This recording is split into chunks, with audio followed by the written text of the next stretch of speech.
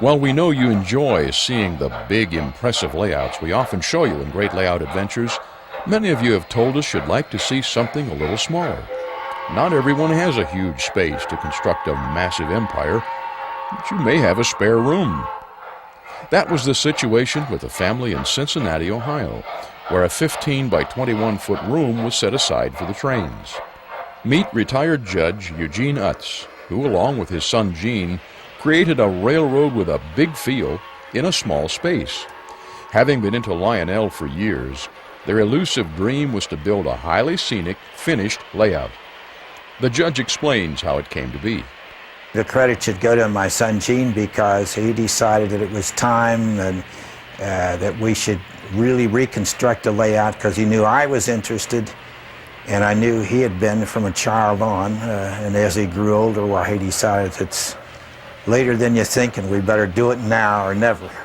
And so that was the beginning of doing it. I think when it came time to reconstruct this whole layout and make it really what it is today, I was advised that we would have nothing but new Gargraves track because that was the type of track that we needed to make everything function properly. And it was proper with the type of switches that we were going to use, and the old track just wouldn't fit in.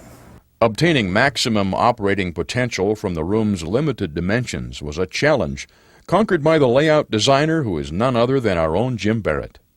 To effectively utilize all the space, Jim used all the walls. This meant a duck-under or movable bridge was necessary at the entrance to the room. The green, blue, and black tracks are on one level, and the red tracks are elevated.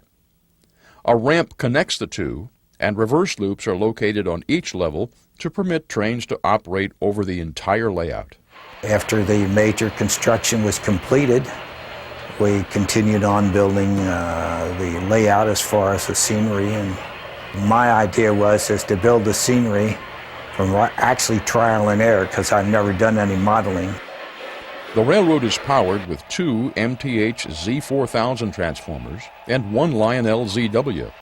An impressive control panel provides many options and can be set up to run with one or two operators. All the connections, all the resistors, sundry wires, which I don't attempt to understand, operate the layout, and each switch has a signal that'll switch it to red or green. The power on all the different sections of the track can be shut off to stop trains. We have several different types of signals, just the same as a real railroad has. Some are semaphores that operate and show the caution, the red or the green light. Also, we have block signals, and we have the cantilever signal for individual tracks. We have crossing flashing lights, and each switch is lighted by an authentic lantern that switches from green to red when the switch is turned. While 3 trains can be operated at the same time, several more can be staged on yard tracks. This provides the judge an opportunity to run many locomotives from his collection. The inventory consists of 12 or 14 steam engines, 5 diesel switchers, 3 complete streamliner units, the B&O, the Central, and the C&O.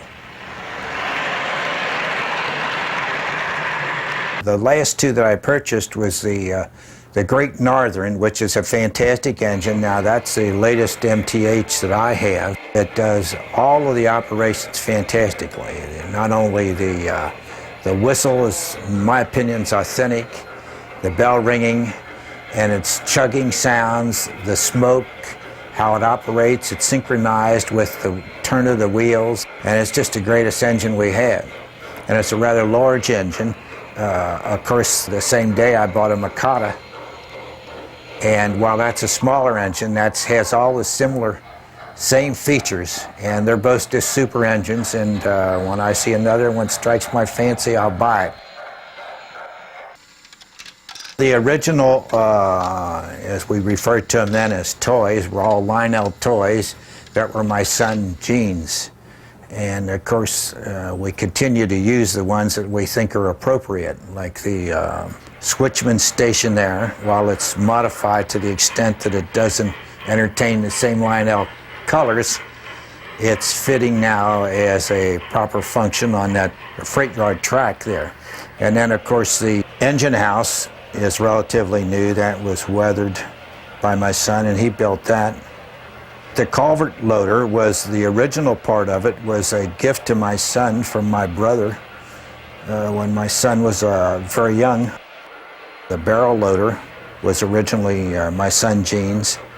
And of course, many of the floodlights that you see, some of them are original from my early train sets.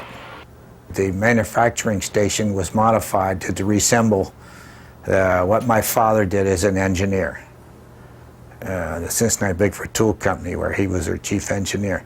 The train station, of course, was constructed by my son Gene. And I modified some of it by putting different type windows in than originally were installed. And of course, I put all the lights in it.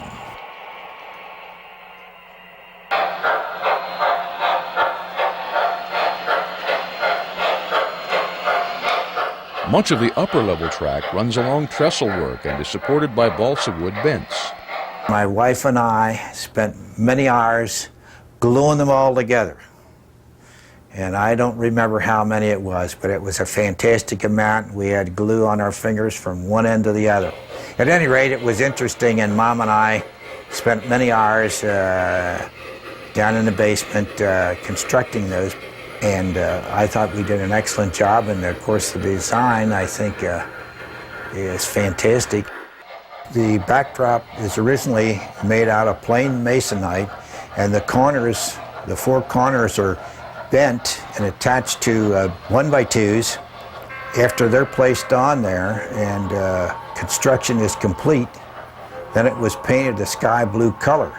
The original engineer that designed the layout for us came up with the idea of making the corners curved that would properly extend the way the layout was viewed. It's fantastic, and everybody comments about the scenery. Like most model railroaders, the judge would like to make changes or modifications to the layout. If it were possible, you know, you would change every 3 or 4 years, but you really can't do it because it's a monumental task to reconstruct a layout. You get new things, you see other people's layouts, you read the O-Gauge magazine and see how things are, and you want something they have, but you know, it always doesn't fit in. The bridges solved space limitations, but caused a major incident. A simple solution was devised to remedy the situation. When it was up, the power still remained on. And of course, when an engine ran off the lower, one of the lower main tracks, then one of our friends determined that we better install a system with a relay that cuts all the power off when the bridge is raised. And of course, there's two of them. There was a main bridge on the top level that's raised, and then there's a platform trestle for the lower levels. Either one of those being up or down, the power is shut off, and none of the trains will operate. For Judge Utz, the railroad's been a truly rewarding and worthwhile experience. Well, I think it's a fantastic way to relax. I just enjoy viewing all the things that were constructed, especially all the different things that I was able to do. I've spent 6 or 8 hours working on one of these mountains, and you wouldn't even notice after the end of that time what I'd accomplished. But it's so much detail. It has to be done over and over again until it hits you that this is the way it should be. I was never a model builder. I tried a few, and it seems to me that I got more glue on everything than the wrong places.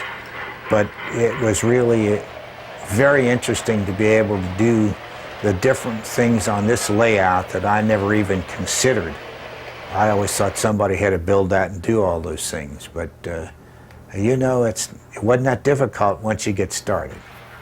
There are lessons here, and you can take them from the judge. Don't put off building that dream layout, because it may be later than you think. You'll acquire new skills as you go along, and you'll have fun along the way. And as you can see, space limitations don't have to stop you. You can get a lot of O-gauge railroading in a small space.